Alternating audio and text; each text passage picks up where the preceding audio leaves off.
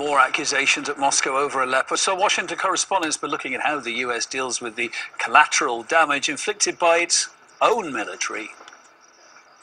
As the U.S. calls for an investigation into alleged Russian war crimes, the history of the U.S.'s own military interventions shows that Washington has always shielded itself from potential war crimes prosecution. The list of the U.S.'s actions which the international community never got to investigate is long. In the Iraq War, U.S. forces fired depleted uranium weapons at civilian areas, for which studies show Iraqis are still paying the price, as they see an increase in cancer and birth defects in affected areas.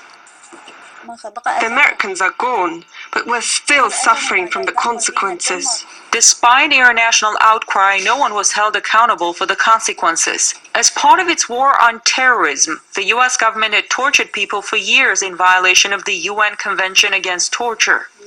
We tortured some folks. And yet no one could bring a case against the perpetrators.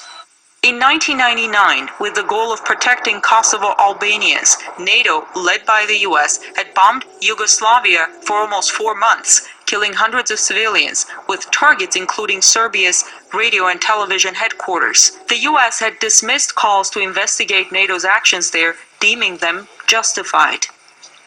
There is always a cost to defeat an evil. It never comes for free, unfortunately. But the cost of failure to defeat a great evil is far higher. In Libya, it was to defeat Gaddafi that NATO, again led by the US, violated its UN mandate, which was to protect civilians, and helped kill the late Libyan leader. We came, we saw, he died.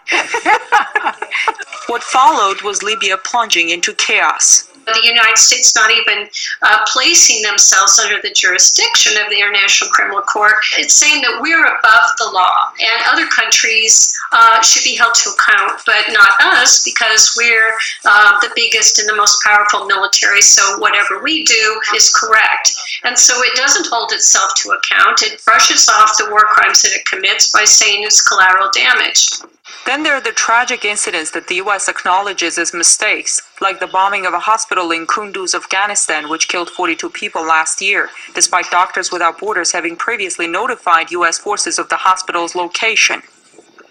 Accidentally killed Warren and Giovanni this past January. A hospital was mistakenly struck. When making mistakes, the U.S. dismisses calls for an independent investigation and says the Pentagon will investigate its own actions. Like in the case of the Kunduz hospital bombing, the Pentagon usually comes to the conclusion that its killing of civilians was unintentional and therefore not a crime. In Washington, I'm Ganesh Chegan, RT.